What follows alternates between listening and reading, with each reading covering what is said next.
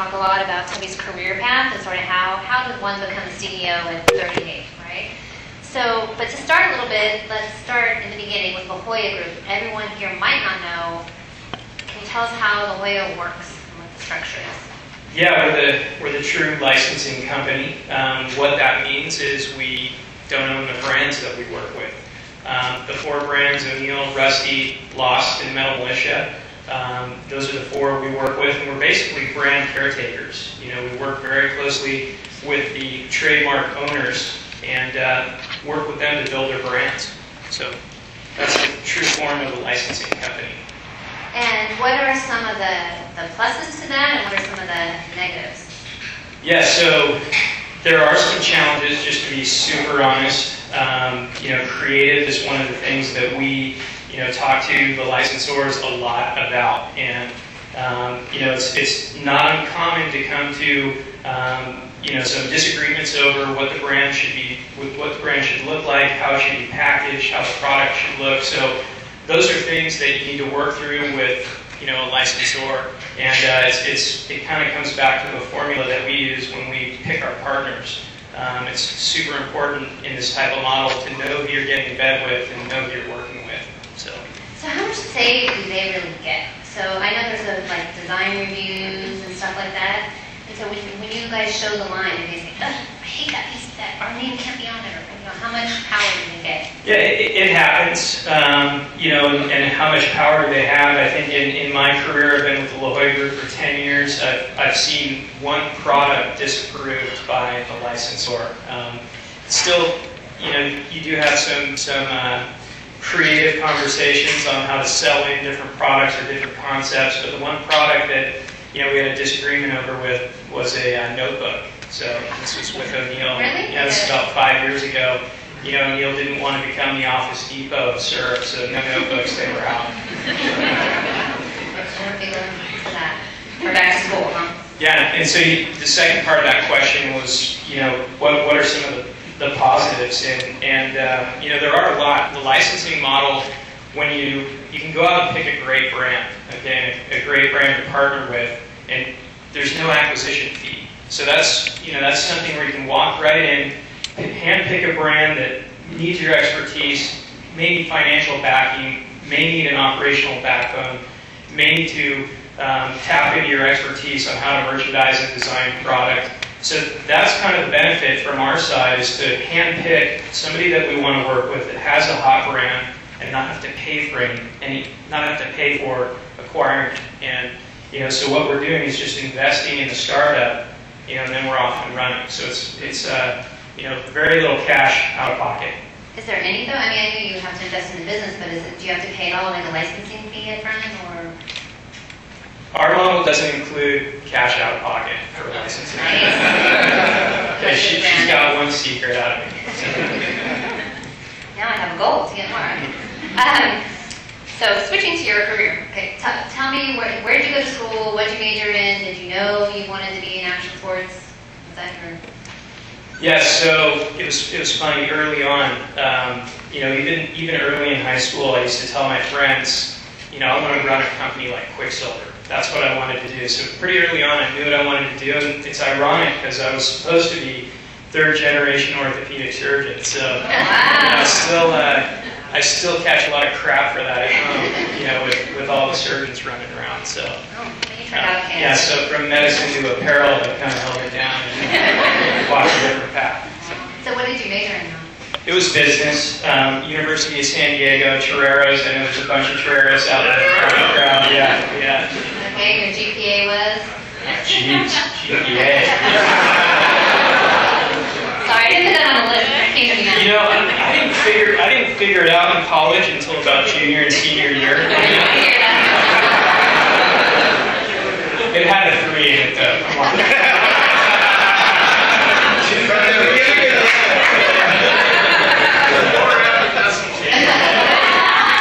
Yeah, so no, seriously, I didn't start studying until junior year. It was one of those things where, you know, at University of San Diego, you got the opportunity to live at the beach. And, you know, as a sophomore, you know, walking down to South Mission Beach and just seeing what was going on down there, there was no studying involved. I still go to the Penitent Beachcomber in South Michigan and wonder how I made it. Okay. So what other companies did you work for? Like, just walk us through your path a little bit. And then what I'd really like to know is what job prepared you the best for being a CEO? Yeah, actually, and I don't tell many people this because I'm not very, proud of where I started. But I started at this company, 16 years ago, out of college. It was called Boondoggers. Does anybody remember that name? It was kind of the most random surfwear company that there was in the space at that time. And they're a big hook. They did a ton of business with Japan back when, Japan was buying surf like it was, going out of style. And so that's where I started, and I had the opportunity there to just wear a lot of hats. I was kind of like the office manager. So I got into production, got into a number of different things on the finance side, and I kind of got to wear a lot of hats, see how the business operated. I was there about 3 years, and then moved on to No Fear. So I went from kind of that surf space, and it was the cheesy surf space. It was definitely, I wasn't wearing it on my sleeve. I used to kind of tell everybody that I worked for a surfwear company, but tried to leave the name on it. But then I went to No Fear, and that's where I got a great opportunity to run the pre-production department. So I really got to understand the fundamentals of how you put a garment together. And I think that's probably one of the most important things I've learned throughout my career. And what I think makes a good CEO is you got to be able to break down a garment if you're in this business. Everything from being able to talk about specs to construction to. So I got the opportunity. Back then, No Fear was doing over $100 million in sales, and I got the opportunity to work with a lot of different dynamic design and production people, and really learn about how to make clothing. So. What was your last job there? Yeah, so from No Fear, I was there for around 3 years, worked my way up through pre-production, was a production manager, and then was VP of manufacturing. In a very short period of time, they were going through a lot of turnover, and just was in the right place at the right time. Some great mentors down there. The Simo brothers really taught me a lot about how to market, how to sell, not just how to make clothes. So from there, I had a short stay at Rip Curl. It was about a 6-month stay, and it was really just a stepping stone for me to O'Neill and the La Jolla Group. I've been with the La Jolla Group now for 10 years, and started as VP of manufacturing there as well. Worked my way up through operations. Was COO side by side. Kelly Gibson, who was the prior CEO, and when he went off to, ironically, Rip Curl, I got to take his spot. So CEO, 38 years old. What's it like to run a company? You just shot my age.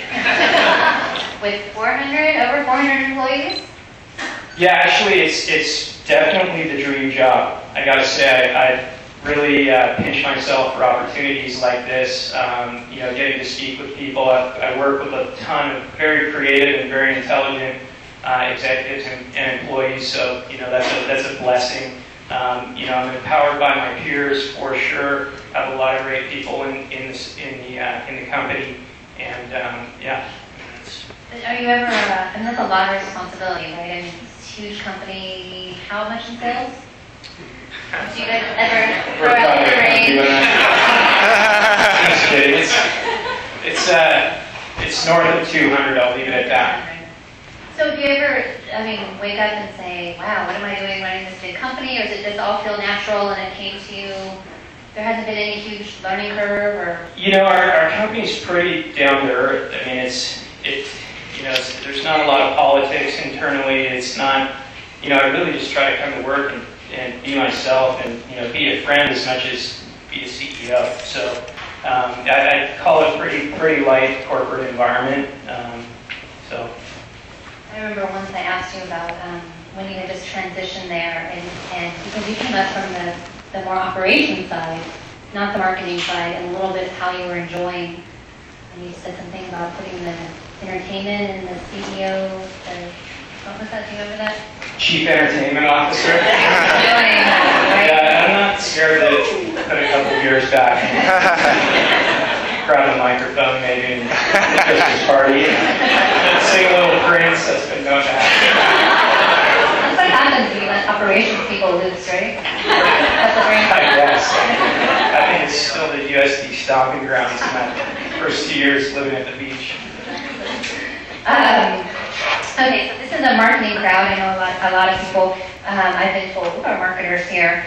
So how important is marketing to the La Jolla Group, and how do you balance, you have like Bill the CA back there, the finance guy, don't spend money, right, Bill? And the marketing people saying, let's go. So how do you sort of balance the need to, hit the numbers and everything, but also market your brand? Yeah, I think, we have a very tight formula that we follow, and, we spend a certain percentage of sales on marketing. But I think that really the answer to that is I've never been scared, or the company's never been scared to invest money, in the right marketing handle. So I think, if you look at the Hyper Free campaign that O'Neill put together, that was driven by the La Jolla Group.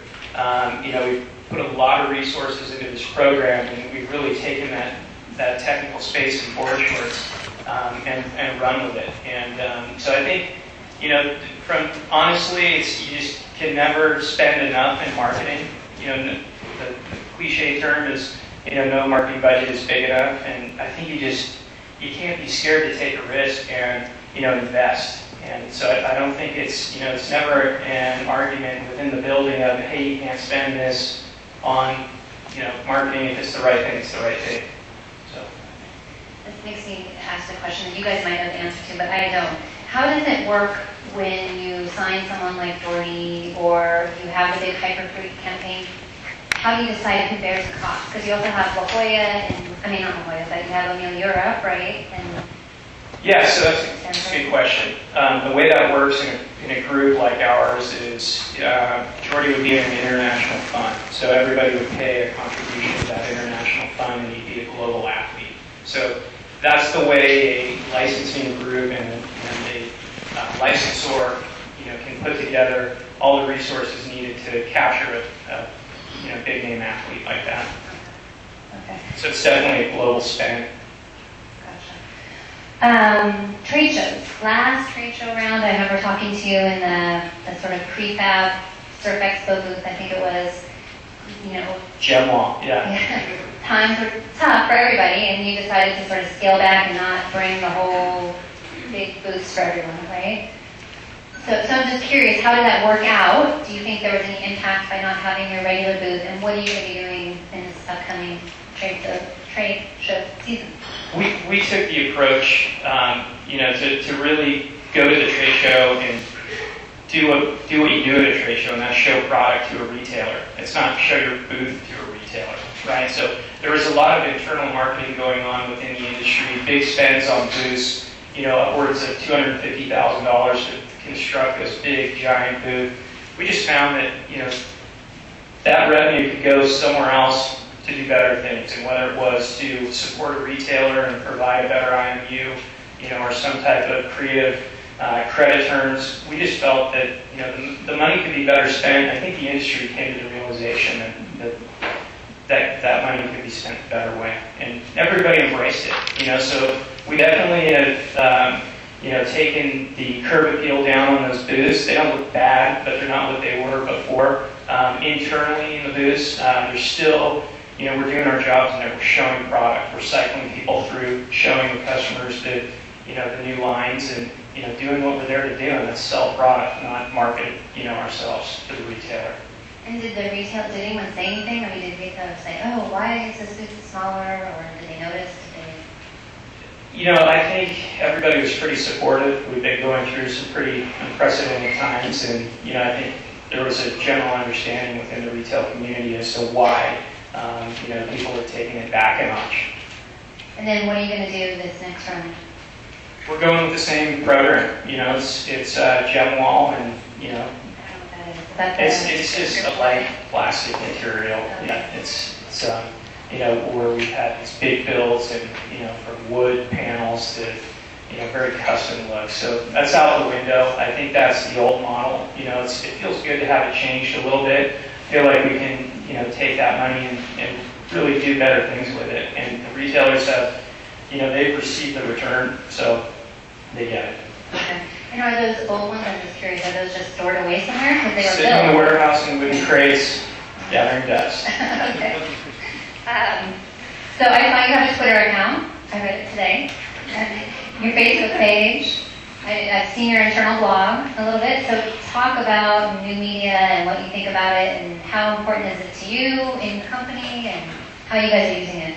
Yeah, I've had some fun with Facebook, and I write an internal blog. I've had a lot of fun with that. We post it every Monday. A lot of executives and director level have had the opportunity to write on that blog and to post, whatever you want. Comedy. This week there's a blog about sunscreen, and a lot of the girls from the O'Neill design department got together and kind of put their looks for the summer up there, and they were very funny, the gold tans and the sweet visors with the clear plastic lids. And so we've had a lot of fun with it. I mean, the whole social element of marketing is it's so new and so exciting. From the Facebooks, the MySpaces, all the social networks. It's new, it's exciting. The impressions are vast. Print has been pretty tough lately. I think it's this whole element of the web is pushing people to evolve at a very fast pace. And it's definitely something we're building a department around. We have a department now called Social Media Marketing, and it's kind of a chase to get set up to handle this new channel. I think kind of one of the catches to it is the key to it is content, and we're all hard pressed right now to put out great content, whether it's videos, blogs, you name it, on your websites, or just pumping stuff out virally. I think that's what's going to set people apart within any industry is just the quality of the content that's going up, and then the volume of it as well. These kids are browsing the internet, and they want to see new stuff every day. They want to know what's going on with your athletes, what's going on with your company. They want to feel like they're a part of the brand. So it's pretty exciting for some of the younger bucks out here in the crowd. I mean, that is a space that's definitely it's not mature, and there's a lot of opportunity there.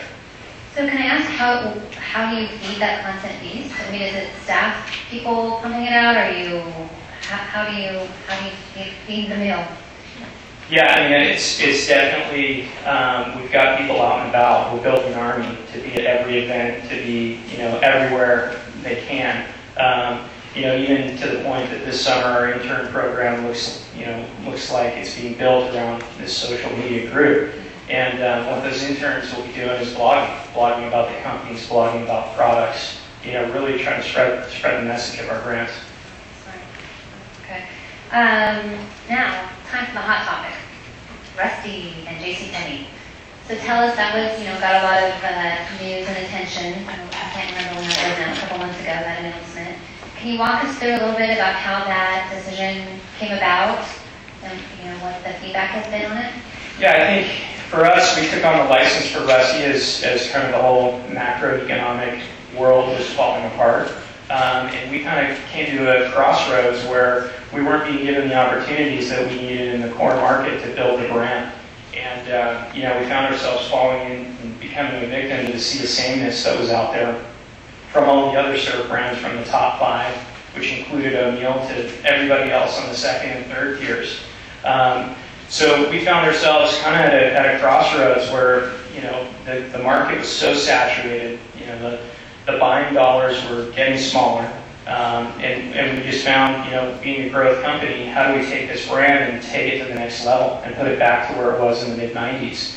And we came up with, this multi-tiered distribution strategy. And it was something that we had seen not only in maybe the sporting goods market with Adidas and Nike, but also we'd seen it happen, with Vans and in the skate and footwear world. So it was something that we went after, and through product segmentation and brand segmentation, we're going to cater to that mid-level tier of retail and also to the core market. So it's pretty unconventional, and we've had a lot of people that have offended with that strategy. But we really believe in it, and it's what's going to end up happening is we've gotten this single retailer in JCPenney's that's got over 1,100 doors that's at our back and, driving revenue for us to be able to do a lot of special things for the core market, whether it make special products that don't look like the see the sameness that's out there, to, creating great marketing incentives for these retailers as well. So, that's kind of that's the strategy, and we've had a lot of support from the core retail channel. I mean, we definitely went into it eyes wide open. Of course, there were going to be some people that we offended and didn't believe in the model. And but I'm happy to say that we're moving forward at a fast pace. Our first shipments just went out. We're super proud of the product that's going into this channel, and I think it feeds a need for action sports, on a national scale. So. And when you said that you had support in the core market, what do you mean by that? I mean, have orders increased because you're now able to offer the core retailers something better? I'd say we've sustained is probably a better word. We definitely have lost a few key core customers, and we get it. I mean, the bottom line is we have to perform with the products that we push into that channel. And that's where we've been very upfront with these retailers to say, hold us to performance. And obviously we have a lot of great relationships in the core market, and that's really helped us roll out this strategy. And are you, for the core market, are you specializing in certain things with Rusty, or have you decided there's going to be key categories and those are the ones that you are going to really go after hard? We're definitely going to take some risks with product, because we can, and that's a great feeling to have. I mean, I think we found ourselves kind of buying into that. You have to have your price point board short. You have to have your price point walk short. Those are the volume drivers of the business. You can't do anything that's special or fashion forward because you won't be able to keep the lights on. So we were fortunate enough to find this partner that was ready to launch a legitimate action sports program, and we saddled up and partnered with them, and it's been a great relationship so far. And did you find them, or did they find you? They actually found us. We had been talking with JCPenney's for a long time about some other projects, and started to build a relationship, and that was prior to kind of the turbulence that hit the economy. And when we really stepped back and kind of talked it through with them, we found this successful model that we both believed in. Okay, so how do you balance growth, right? Because you are a growth company, with the sort of keeping true to the core. There's always that push and pull in this industry. So what's your philosophy on that? Well, definitely we believe in the core market, especially those retailers that carry hard goods. They're so important to the sustainability of this industry. So there definitely is always some special things that happen for that core market. And right now there's a lot of product segmentation going on. Say the Hyperfreak as another example, keeping that in the core channels. There's a lot of term incentives. We've heard everything from giving the core retailer net 180-day terms to 100-day terms to the old terms of net 30 or net 60 are kind of out the window. That model's dead. But also, so bringing great products, bringing great margins, just doing a lot of special things to make sure that they survive and can deal with the revenue decreases that they've experienced. A lot of them need to make up with profitability, so that's where we come in to partner to make sure that they're healthy. And what is your board like? I mean, do you have to hit a certain growth target every year, or how does that work? It's funny. That's a common question for us because the owners of our company don't work within the business. And maybe even more ironic, they're basically 5 guys that went to college together, and the majority shareholder lives in Northern California. So they are super supportive of me and our executive team, and we pretty much call the shots. Bill and I sit on the board of directors, and it's really every employee's show at our company. We're pretty much driving the ship.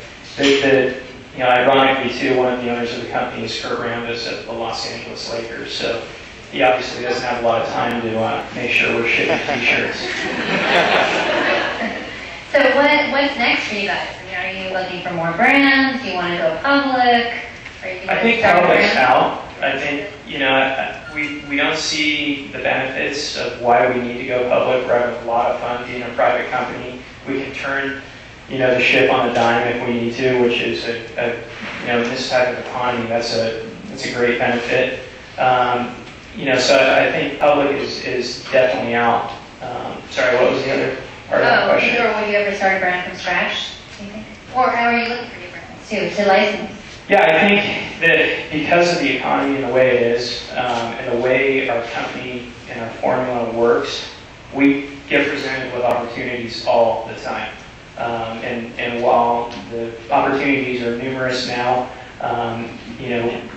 definitely I think there's some things out there, some great opportunities that are hitting. There's some not so great, some great opportunities that are hitting doorstep.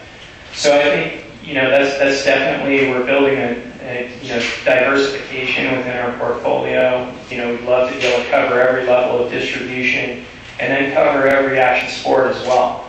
So, you can read between the lines there are a few action sports that we don't have covered like we do surf. So we will definitely be making some moves soon, and we're super excited about it. So what skate company are you talking to? Okay. Okay, so now you're a CEO. What do you know now that you didn't know before? I mean, has there been any huge revelations? I used to joke around and with a lot of the executives and say, all I need are these hands and that computer and I can run this thing. And it took me about a year to figure out that I needed to get out from behind that computer and get out and build relationships. So I think that was probably one of the biggest revelations, and what I've been working on super hard over the last 2 years is just to get out, meet with our customers, really build relationships. People want to feel good about the people they do business with. And that's something that I've come to find very important. It's something that I didn't understand when I was a COO of the company. I kind of left that to the sales department. So, but definitely it's something that I'm hyper-focused on right now, is to get out, meet and greet, find out what the especially core retailers are dealing with right now and bring the support. So. Okay. And actually I want to ask you something. I was struck with you're a young CEO, right? And you've hired some very seasoned veterans that you've hired, like Bill from Quicksilver, and you have Michael Thompson as a consultant, and Michael Samuels from Quicksilver as a consultant. I can imagine that some younger CEOs who are new in that role might feel a little, it could be threatening or intimidating, or why are you bringing those people on board? I've said it before within the company. That question's come up a few times. What are you doing? These guys are going to take your job. And, it's definitely not a threat. I seriously believe that if good experience and input is out in the market, go after it, especially if it's available. And tribal knowledge is key. And we've brought in some people that really understand the industry, and not only understand it, they've been on the mission of growth from 100 million to $1 billion, and that's kind of where we're fitting in. We're kind of making that run right now, and I need people that that have been there and done that, coaching not only me but the rest of the executive group. So we have some great coaches right now. Great. Okay. And is there one piece of advice you can give the audience, like how to succeed in this industry? I think the key that I like to fall back on is don't be afraid to start at the bottom. I did. Hard work and perseverance gets you through the ranks. I see a lot of young executives coming in, and somebody out of college, I want to make 60 grand. I'm not taking a dime less.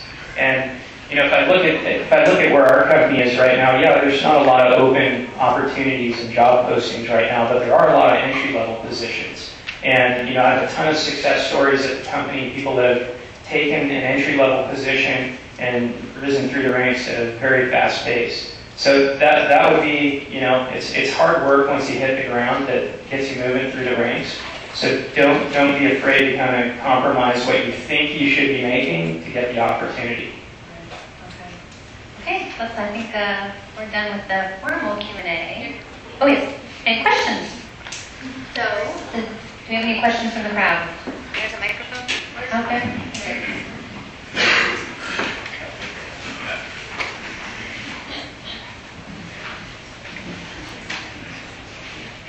I do have it.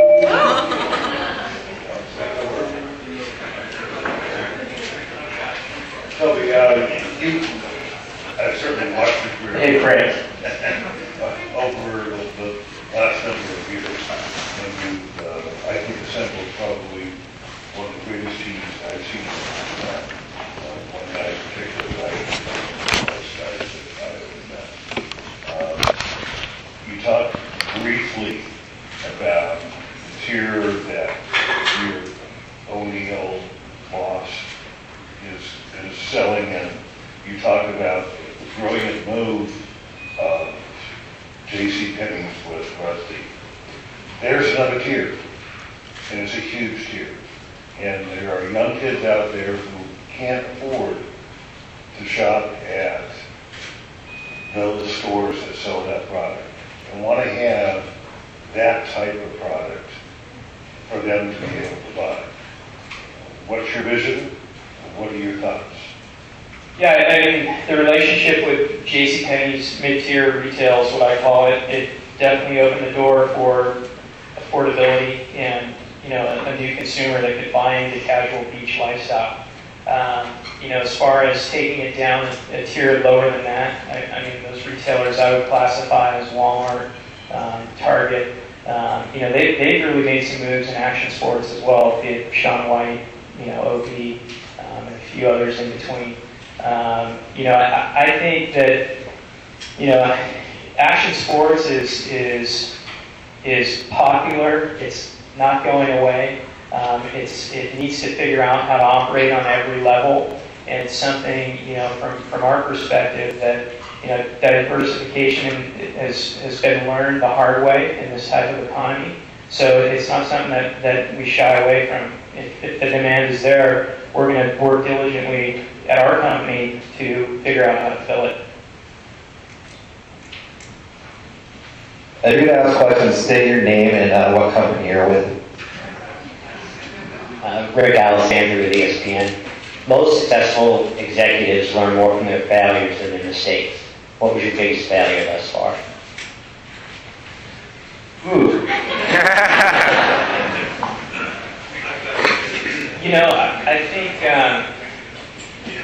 I think the key is when faced with a failure, how do you turn it into a success? And we've had that conversation a lot. I mean, I think, after year one with Rusty, we thought we had failed.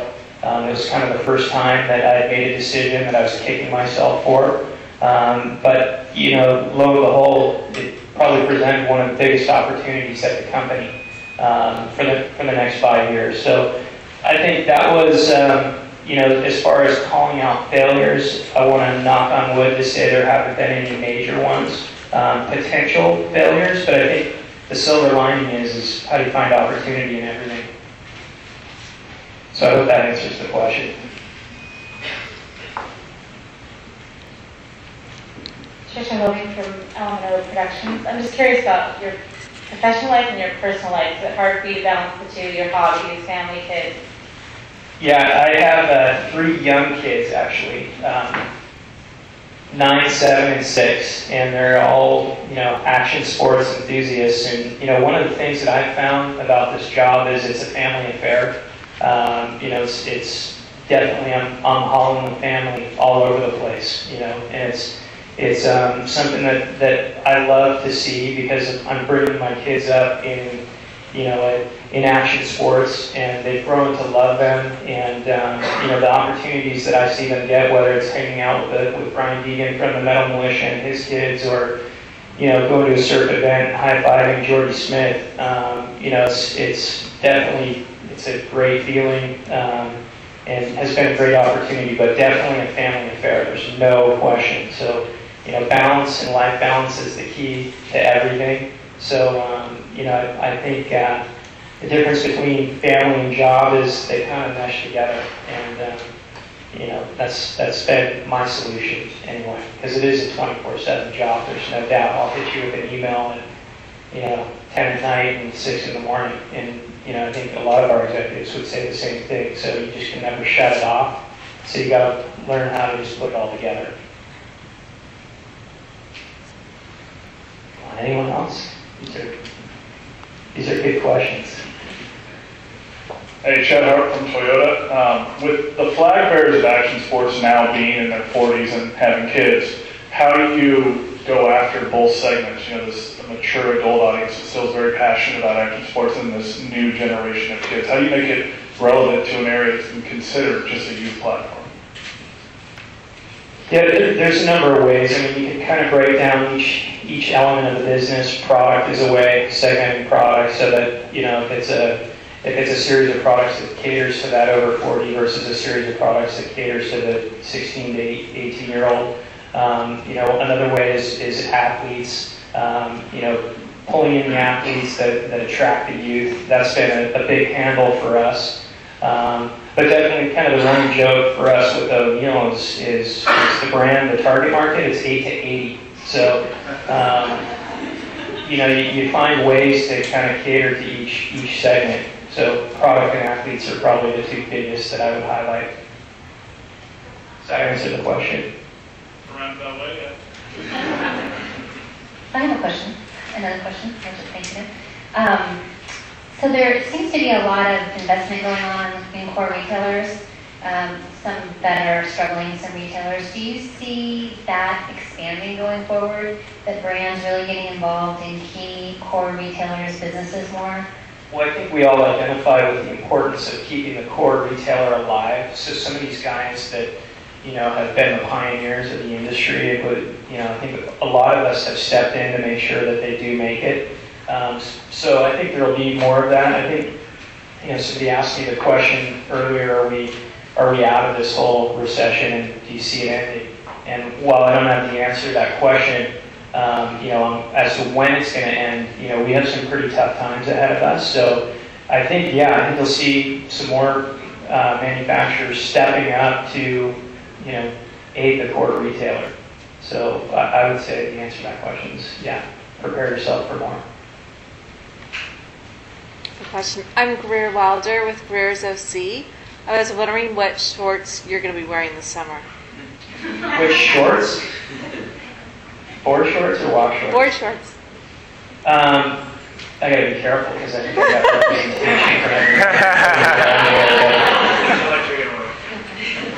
for You know, I'd say that the two that really stand out for me personally, I mean, if you haven't tried on a pair of Hyper Freaks yet from O'Neill, you know, you can sleep in those things you know, just as much as you can surf in them. They are so comfortable. You know, they are great. The other one I'd point out is the Eco Stretch from Rusty. That's been a great short. Looks great, feels great, made out of recycled materials. Right. So those are the two that I think take the highlight for me personally. But, you know, board shorts are our business. So, you know, I probably have more board shorts in the closet than anyone in here, and I'll bet money on it. My name is Pat from Group Y. I've been speaking with a couple people in the industry lately, and you were talking about how there aren't that many openings now, just the transition of things moving forward. And the phrase I've heard a lot is that it might be better to be good than to be cool, in that it's traditionally been a lot of that. Obviously, you have to embody the culture of the brand or the company that you're working with, but that can't trump actual talent and skill. Do you think you're going to see some of that? And it's kind of a sensitive issue with the ingrained culture of kind of who's gotten into the ranks versus through the ranks, and will there be an opportunity for people who aren't traditionally from that culture to kind of get in that process? We've seen that happen in mainstream sports probably in the last 10 to 15 years, and could that start to become apparent in active sports? Yeah, if I'm processing that question correctly, here's the answer. Here's the answer is twofold, I guess, is we have a ton of people that are non-surfers at the company, a ton of people that, you know, most of them in one way or another have been attracted to our company because they appreciate and practice one of the action sports that we cater to. I think, you know, what I've blogged about internally is building a 21st century corporation. And what that means is creating a creative and dynamic work environment. Because what I've found with the youth and the people that we work with that get attracted to our company, that money and title doesn't really mean as much as it did before.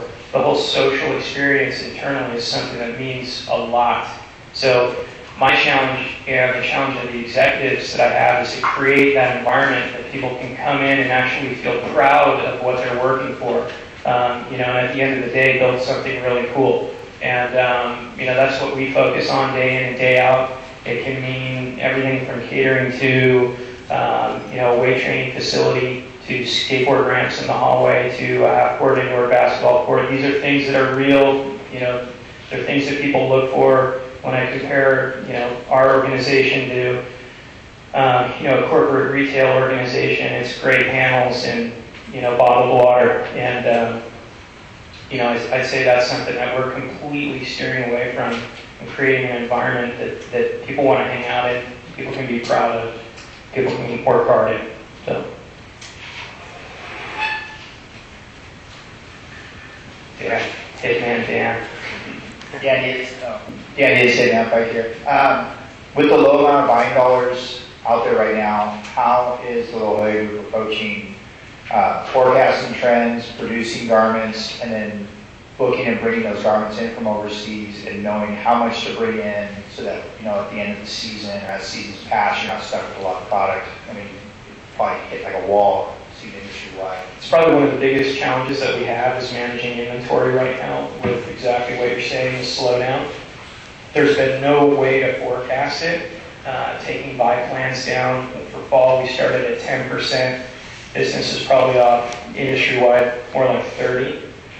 So going into holiday, we cut back 20%. Probably, that's probably more in line with where holiday is going to come in. But it's definitely been a learning experience for all of us as well to see dips like we've seen, and it's just something that we haven't been probably able to address fast enough because we do probably 80+% of our business in a pre-book window, and because of some of the international lead times that we have overseas, we end up having to make decisions before we even see those pre-books in our system. So that's been a big challenge. We have made some buying mistakes, and I think industry-wide that's probably par for the course. So I think that's where, for smaller companies, probably has to be the biggest challenge out there right now, is trying to manage demand, because it definitely is, it's off. It's something we've never seen. In my 10-year career with the group, I haven't seen a pullback like I've seen,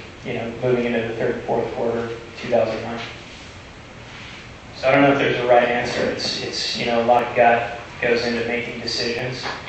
For us, we have a purchasing and planning department, and as much as they study history and they study trends, there's been no way that the crystal ball has been right 100% of the time. So. And have you, some companies have talked about retailers really pushing back their orders, not wanting to pre-book, wanting to order more in season. Are you experiencing that as well? Yeah, we're seeing, if I can break down the accounts, major accounts being, say, department stores, multi-door specialty chains versus core accounts being surf shops and the like, kind of more the mom and pop. What we've seen is the institutional major accounts have figured out how to tune down their buying, and they've really reacted, and you can kind of predict where they're going to be and count on, their business in the pre-book window. On the other side of the fence, in the core accounts, it's just been mass confusion. I mean, people are taking the approach of just not turning in an order. And, we're seeing that on a very large scale. And we try to get out and educate these guys to, trust there will be, even if you plan your business down 20 and 30%, your customer is going to be coming through the door. Don't leave yourself completely exposed because you didn't buy. Because I think what's going to happen is the inventory is not going to be there when you go to look for it from the brands. Because we're pulling back at a quick pace as well. So do you think that will really happen? I know there's a lot of talk about that the brands are pulling back so much that there's going to be maybe a situation in the opposite of what it's been. That there'll be a shortage, or is that just hopeful thinking? I think you got to look at it categorically. There will be shortages in specific categories. Where you couldn't predict a trend fast enough. Say if it's walk shorts that take off. There will be certain holes in inventories that you won't be able to keep up with the turn. But I think overall there is inventory in the market at all times, and in a great economy there was, and a down economy there will be some inventory. It'll just be, the question is it enough of the right inventory? Do you think risk? Do you take risk on your key styles? Yeah, absolutely. I mean, we try to predict demand. That's part of the game in the purchasing and planning department.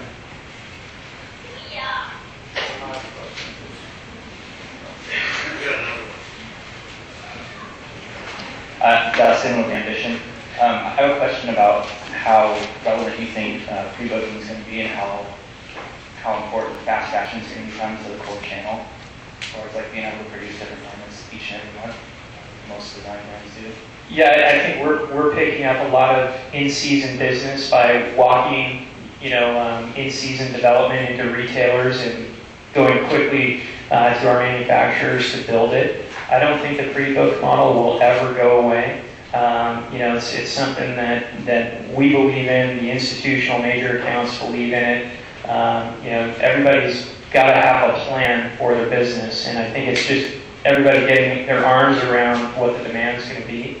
But definitely because of the pressures that we've seen from Forever 21, H&M, and some of these fast fashion retailers, it's pushed the surf industry to, design faster and get product to market faster. So that's definitely become an important piece of the pie. And so I think you'll see maybe that pre-book number go down, but definitely not go away. I just got the hand across the throat signal. So I guess questions are over.